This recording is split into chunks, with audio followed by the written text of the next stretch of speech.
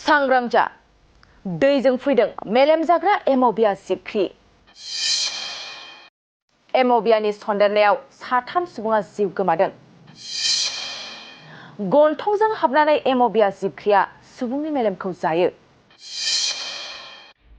एम'बिया जिबख्रिनि गाग्लोबनायाव 18 साननि उनावनो सुबुंनि जिउआ गोमानोबो हागौ।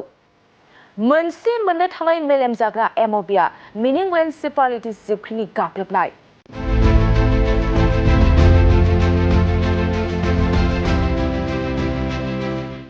एम'बिया सन्देरोब्ला सुबुंनि थैनाया रोखा। जाय जिबख्रिया मोननो थाङै मेलेमखौ जायो। केरेलायाव एम'बिया सन्देरनायजों सासे 14 बोसोर बैसोनि उन्दै हौवासानि जिउ खहा। नंगौ, कोझिक'डनि गंसे गावारि देहा फाहामसालियाव सासे 14 बोसोर बैसोनि मृदुल मुंनि गथ'साया एम'बिया मिनिंवेन्सेफालाइटिसजों जिउ गोमादों। जाय गाज्रि दैयाव मोननाय मोनसे मेलेम जाग्रा एम'बियानि सन्देरनाया गासै ओनसोलखौनो गिखांहोदों। 3 दानाव 3थि गिख्रंथाव जाथाय। थारैनो बे एम'बिया जिबख्रि सन्देरनायखौ गाज्रि दैनिफ्राय मोननाय जायो। थांनाय 21 मेआव मालापुरमनि सासे 5 बोसोरनि हिन्जावसा आरो 25 जुनखालि कन्नूरआव 13 बोसोर बैसोनि सासे उन्दै हिन्जावसानि थैनायनि उनाव बावैसो केरेलायाव बेयो 3थि गिख्रंथाव जाथाय जायो। गिबियाव गन्थंजों हाबनानै सुबुंनि मेलेमखौ जायो बे एम'बिया जिबख्रिया।